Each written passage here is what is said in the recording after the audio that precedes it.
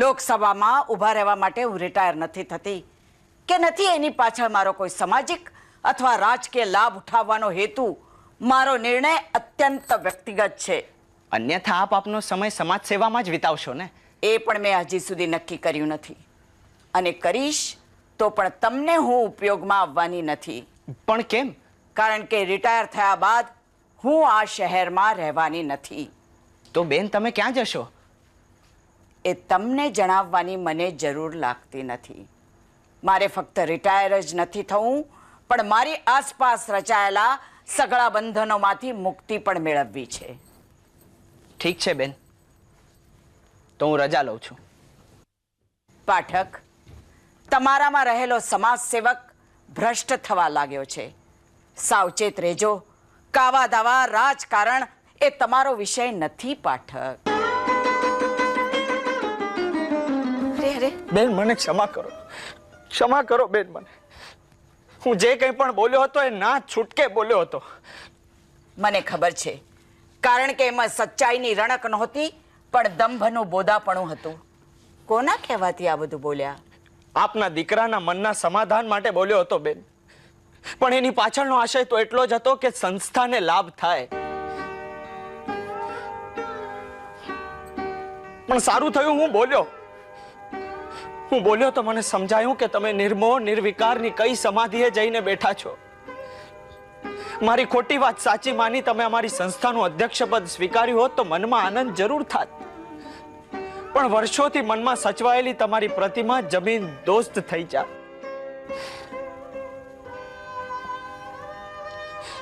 જાઉં છું બેન. મારા વાણી અને વર્તનથી તમારો જીવ કોચવાયો તો આ યાચક તમારી ફરી ફરી ક્ષમા ચાહે છે બેન. અને તમે જીવનમાં ખૂબ સુખી રહો એવી ભગવાનને પ્રાર્થના છે. જાઉં છું બેન.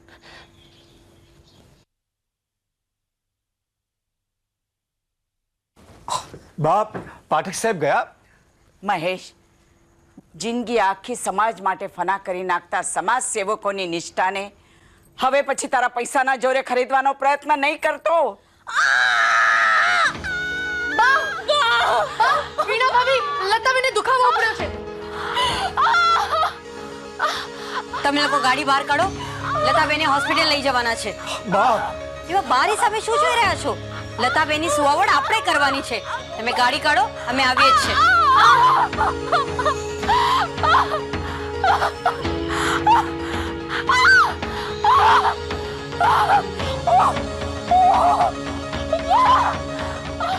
વીણા, હા બા. આ લે કાઢો, એને પીવડાવ, થોડો સારું લાગશે. ઠીક બા.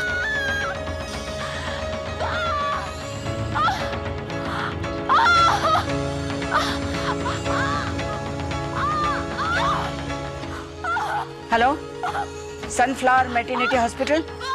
Doctor Diwan please. Hello doctor Diwan, હું સુધા તુરકિયા બોલું છું. મારી દીકરીને લેબર પેન ઉપડ્યું છે. હા, બસ નીકળે જ છે. હા, પીવડાવે ને. ભલે ડોક્ટર, થેન્ક યુ.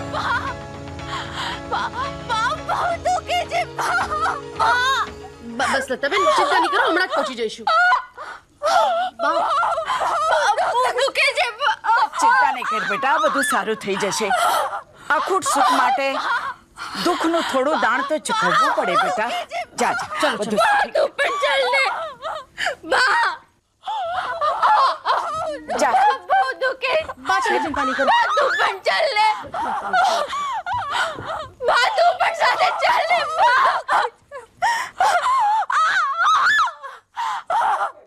વીણા, હા બા. મેં હોસ્પિટલમાં ફોન કરી દીધો છે. હું તારા ફોનની રાહ જોઉં છું. ઠીક છે બા, તમે ચિંતા નહીં કરો. હા, ને સાંભળ, લતા છૂટી થાય એટલે મને ફોન કરજે. હું તારા ફોનની રાહ જોઉં છું.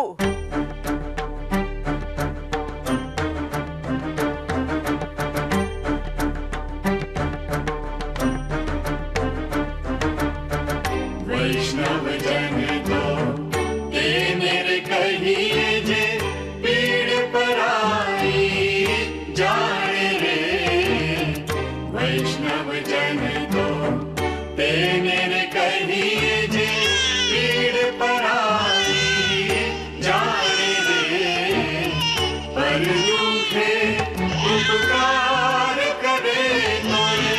मन अभिमान ना आने रे वैष्णव जन तो तेने कहिए जे पीड़ पराई અરે કોઈ છે કે અરે કોઈ છે કે હું આવી ગયો છું. લતાને હોસ્પિટલ લઈ ગયા છે. ક્યારે? 4 કલાક થઈ ગયા, હજી સુધી ફોન નથી આવ્યો. તું ફિકર નહીં કરતી? હું જાઉં છું, ફિકર નહીં કરતી તું. सकल लोक मां सौने वंदे निंदा न करे के नीरे वाच काच मन निश्चल राखे धन धन जननी तेनी रे वैष्णव जन तो तेने रे कहिए जे पीड़ पराई जाने रे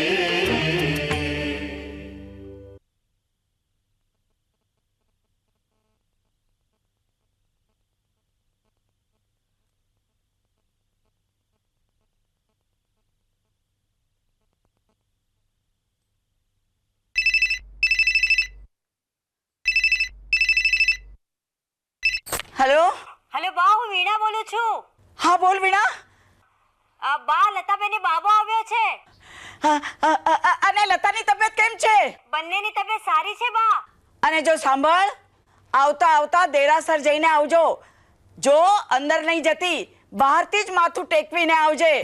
હા, तेने रे कहिए जे पीड़ पराई जाने रे पर दुखे उपकार करे तोए मन अभिमान ना आने रे वैष्णव जन तो तेने रे कही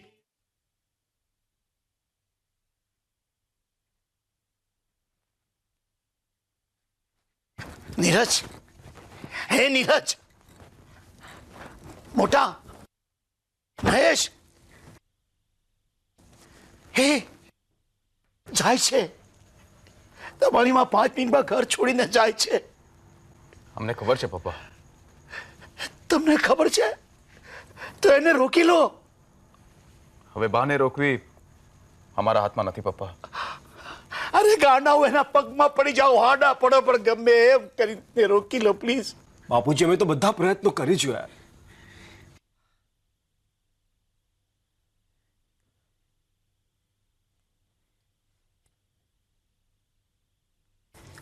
હવે તમે ટ્રાય કરો બાપુજી. હવે જો કોઈ બાને રોકી શકે એમ હોય તો એ તમે જ છો. હું? અરે પણ જે ભાઈ તમારા કહેવાનું ન માની એ મારા કહેવાથી થોડી રોકાવાની હતી. પપ્પા, પ્રયત્ન તો કરો. આખરે તમે એમના પતિ છો. તમારા બંનેનો આટલા વર્ષોનો સંસાર છે. અને પપ્પા, અમારા સંતાનો માટે છે એના કરતાં વધારે પ્રેમ કદાચ એમને તમારે માટે છે. તમને એમના પ્રત્યે પ્રેમ છે કે નહીં એની અમને નથી ખબર. અરે સમજા તો મને એના માટે શું છે હું તમને લોકોને કઈ રીતે સમજાવું. હા તો બસ, આ વાતની જાણ બાને તો થવા દો.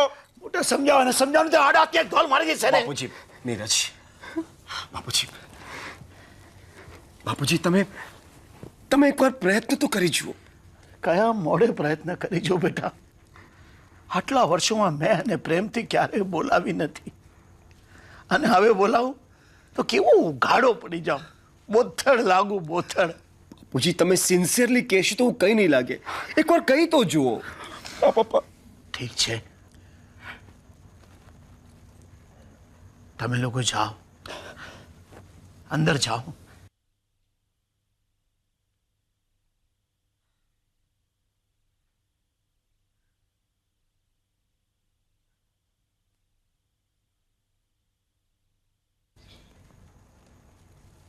પપ્પા,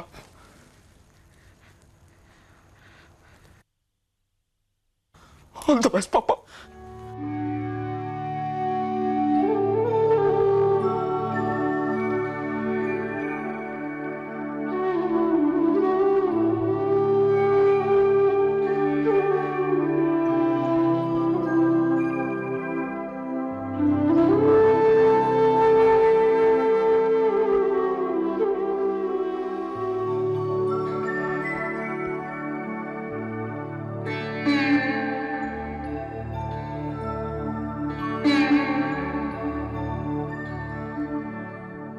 ચાલો ત્યારે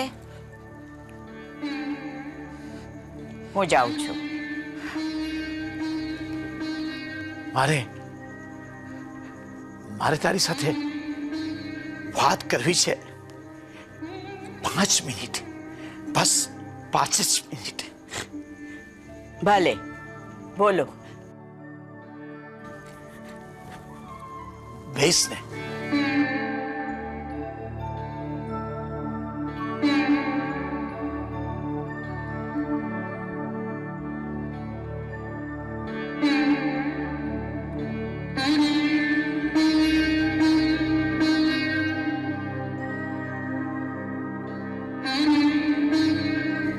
હા બોલો.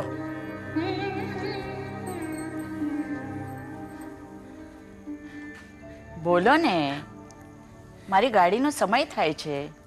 ક્યાંથી શરૂઆત કરવી એ જ આવડતું નથી. તો જે આવડતું હોય એ કહી દો, આગળ પાછળનું હું સમજી લઈશ. બોલો ને, મારી ગાડીનો સમય થાય છે.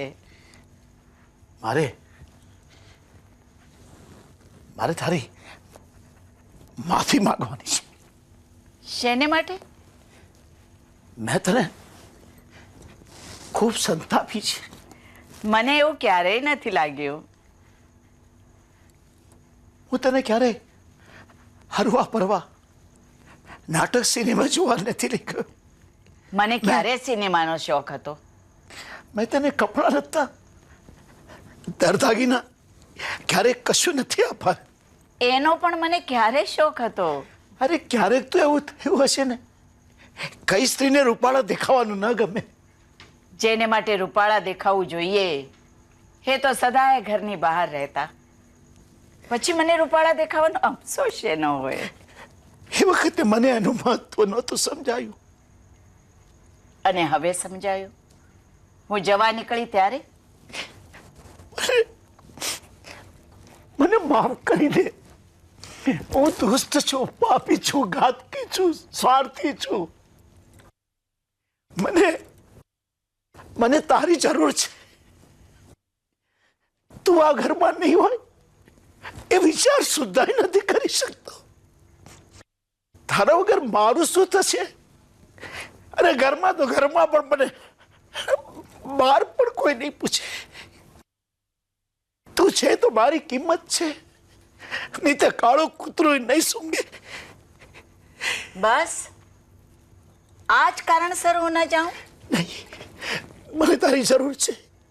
આવું મને તું જ તો મારો સંગાત છે, તું જ તો મારો સાથ છે. તું મને છોડીને નહીં જા. તો ચાલો, તમે પણ મારી સાથે ચાલો. ક્યાં? ક્યાંય પણ.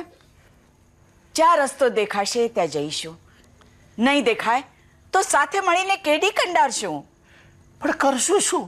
અરે ઘણું બધું કરવાનું છે. કરવાવાળાની ખોટ છે. સેવા કરતી અનેક સંસ્થાઓના કાગળો આ જુઓ. આ પોંડિચેરીના અરબિંદો આશ્રમમાંથી આવેલો કાગળ, આ કન્યાકુમારીના વિવેકાનંદ કેન્દ્ર તરફથી, કલકત્તાથી રામકિશન મિશનમાંથી, અમદાવાદના સાબરમતી આશ્રમમાંથી, એવી તો ઘણી સંસ્થાઓ છે. ચાલો ને, જ્યાં મન લાગશે ત્યાં રહીશું. થાય તો કરશું દેશ સેવા, નહીં તો ઈશ્વરની આરાધના કરીશું. પણ આ બધા સુખ સાહેબી છોડીને તો મારો કેળો મૂકી દો.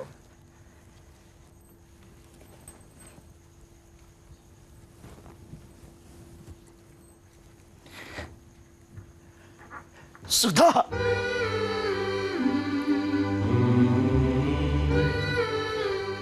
આજ કેટલે વર્ષે તમે મને આ નામે સાથ દીધો.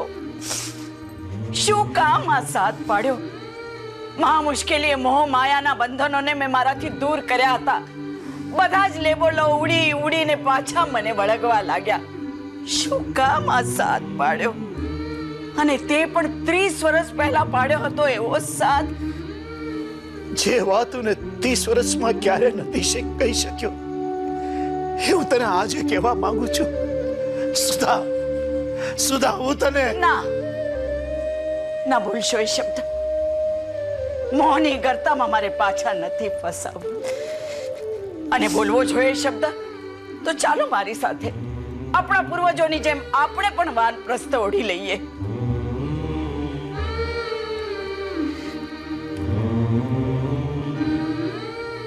ઠીક છે, તો હું જાઉં છું. ઊભા રહો બા. અરે આ શું છે? ઋણ સ્વીકાર. બા, તમે અમારી માટે જે કંઈ પણ કર્યું એ તો અમે ક્યારેય ફેરવી શકવાના નથી, એટલે તમારી માટે આ લાવ્યા છે. સેન્ડ ઓફ એમને? હા બા, એવો જ કંઈ. તમારા બાપુજીને મળ્યો હતો એવો સેન્ડ ઓફ. હું ગઈ હતી કેવું ભાષણ કરે છે એ જોવા. આખું પાનું લખીને આપ્યું હતું, પણ છેવટે એટલું જ બોલ્યા કે હું તમારો આભારી છું. ચાલો મહેશ. હા બા. બા તું બેસ ને બા, તું બેસ. બાપુજી તમે પણ બેસો. અહીંયા બાપુજી, બાની બાજુ. તમારા બાપુજી તો અધ્યક્ષ છે ને. હવે આ જિંદગીમાં પહેલી વાર આવી ઊંચી જગ્યાએ બેસવાનો મોકો સાંપડ્યો છે. અધ્યક્ષ મહોદય, નેહા, નીરજ, વીણા અને બા, અરે આ તો લતાનો અવાજ. લતા, તને તો આવતીકાલે રજા મળવાની હતી ને બેટા? હા બા, હું ડોક્ટરને રિક્વેસ્ટ કરીને તને મળવા આવી ગઈ. સારું થયું બેટા, સારું થયું. આ મૂકી દે, તારા દીકરાને તારી માના ખોળામાં મૂકી દે. સાચું કહું બેટા? ના પપ્પા, હું બાને રોકવા નહીં પણ વિદાય આપવા આવી છું.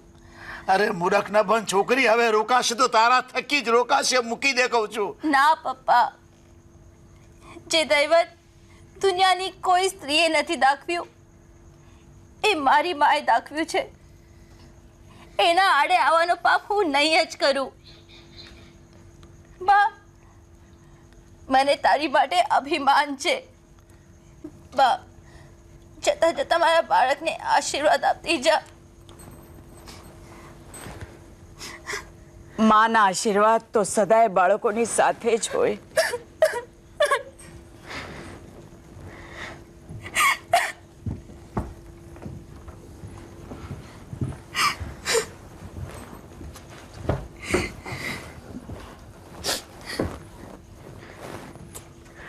ચાલો મહેશ. હા બા, બેસ.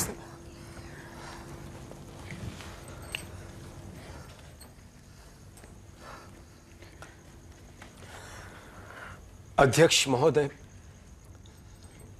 વીણા, નેહા, નીરજ અને બા. ના બા, ના, હું તારી સાથે એટલો ઔપચારિક નહીં થઈ શકું બા. બા, ઘરને તારી ઉણપ હંમેશા ચાલશે. તારા વગર અમે જીવતા તો શીખી જઈશું, પણ તું નથી એ વાત જીરવતા ક્યારેય નહીં શીખી શકીએ બા. જગતની દરેક સ્ત્રીની છે, દરેક માની છે, તે પણ અમારા સંતાનો માટે પ્રસવથી લઈને ઉંમરની પાનખર સુધી વેદના સહન કરે છે. તે જેમને આપ્યું છે અમે ક્યારેય પાછું આપી શકવાનું નથી. તો હંમેશા અમારી લેણદાર જ રહેશે બા. અરે અમે તો શું, ખુદ ઈશ્વર પણ જો દુનિયાની દરેક માતાઓનું ઋણ ફેરવાનો હવાલો લે ને તો એને પણ દેવાળું જ ફૂંકવું પડે બા. દેવાળું જ ફૂંકવું પડે.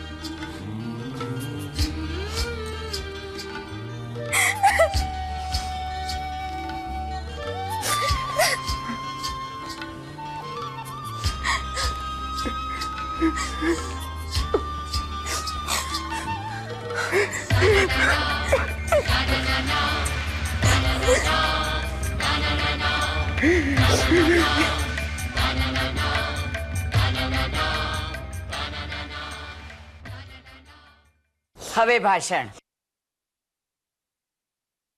ચાલો તારે મારા દીકરાઓ દીકરીઓ અને કહું છું, સાંભળો છો ને? આવું હૃદય સ્પર્શી સેન્ડ ઓફ ક્યારેક જ કોઈકને સાંપડતું હશે. રિટાયર થનાર દરેક વ્યક્તિને આ પ્રસંગે આંચકો લાગે છે કે અરે, લોકોને મારા પ્રત્યે આટલો બધો પ્રેમ હતો.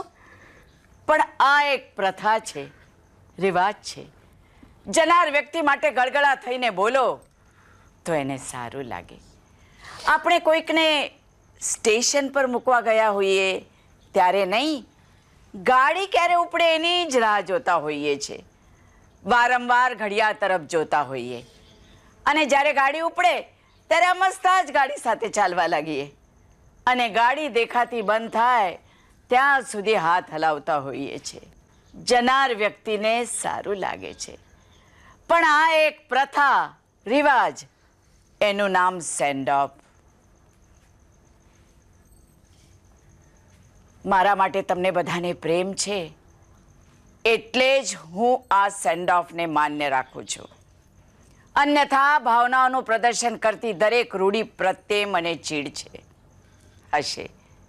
પણ મારે માટે એવું નથી થયું એની મને પૂરેપૂરી ખાતરી છે. મારા રિટાયરમેન્ટથી તમને કેટલું દુઃખ થયું છે એ મને દેખાય છે. પણ આ દુઃખ ક્ષણિક હોય છે. આ તમારા બાપુજી રિટાયર થયાના 1 મહિના બાદ પ્રોવિડન્ટ ફંડનું શું થયું એ જોવા ઓફિસે ગયા ત્યારે સેન્ડ ઓફ વખતે ભારે કંઠે ભાષણ આપનારાઓએ માથું ઊંચું કરીને એમની સામે જોયું સુદ્ધા નહીં. માટે જ આ દુઃખી થવું, ગળગળા થવું, આ બધું ક્ષણિક હોય છે. હવે આ તમારા હેતના સંભારણા જે સપ્રેમ હું તમને પાછા આપું છું. અને આ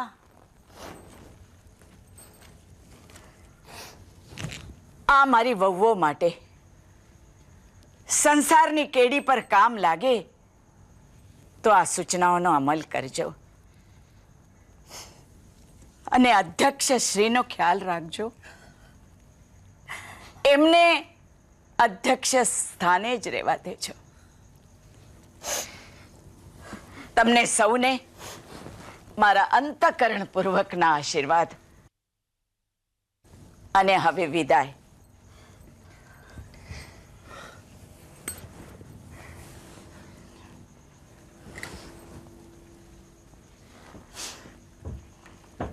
વીરે સુધા, હું પણ તારી સાથે આવું છું. હા છોકરાઓ, એના વગર મારું જીવન અકારું થઈ પડશે. આટલા વર્ષો સુધી એને મને સાથ આપ્યો છે, હવે હું એને સંગાત આપીશ. એક 2 મિનિટ સુધા હું મારા કપડાં લઈ આવું. તમારા કપડાં મારી બેગમાં જ છે. મને ખબર હતી કે મારા વગર તમે રહી શકવાના નથી. ચાલો ત્યારે નીકળીએ.